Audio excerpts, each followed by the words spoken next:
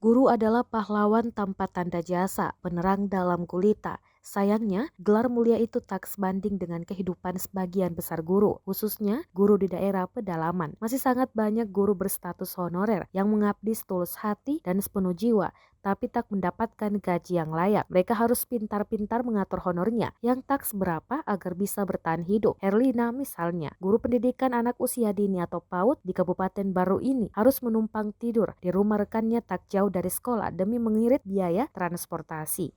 Sebulan, Herlina menerima honor Rp850.000 yang ia terima per triwulan atau 3 bulan sekali. Dia adalah guru PAUD Nur Ikhlas di Kampung Awerange, Desa Harapan, Kecamatan Taneteriaja, Kabupaten Baru, Sulawesi Selatan. Sedangkan rumahnya di lingkungan Merwala, Kelurahan Lomporiaja, Kecamatan Taneteriaja, Kabupaten Baru. Jarak rumah Herlina ke sekolah tempatnya mengajar sekitar 20 km. Lokasi sekolahnya yang berada di perkampungan terpencil tak terjangkau angkutan umum. Karenanya, Herlina harus naik ojek dengan ongkos Rp50.000 pergi pulang. Jika harus pulang pergi setiap hari, maka ongkos ojek yang mesti dikeluarkannya jauh lebih besar dari gajinya. Sementara Herlina juga harus memenuhi kebutuhannya yang lain. PAUD Nur Ikhlas di Kampung Awerange hanya memiliki 2 guru, Herlina dan seorang guru lainnya yang kebetulan warga Kampung Awerange. Menyiasati keadaan, Herlina membuat jadwal hanya mengajar 2 pekan dalam sebulan dan rekannya mengisi 2 pekan lainnya. Saat waktu mengajar itulah, Herlina memilih menginap di rumah rekannya dekat sekolah selama sepekan. Saat libur di pekan berikutnya, dia baru pulang ke rumahnya. Menurut Herlina, saat ini jumlah murid PAUD Nur Ikhlas 17 orang, sedangkan didirikannya 8 tahun lalu. Sekolah ini sudah menamatkan sekitar 50 siswa.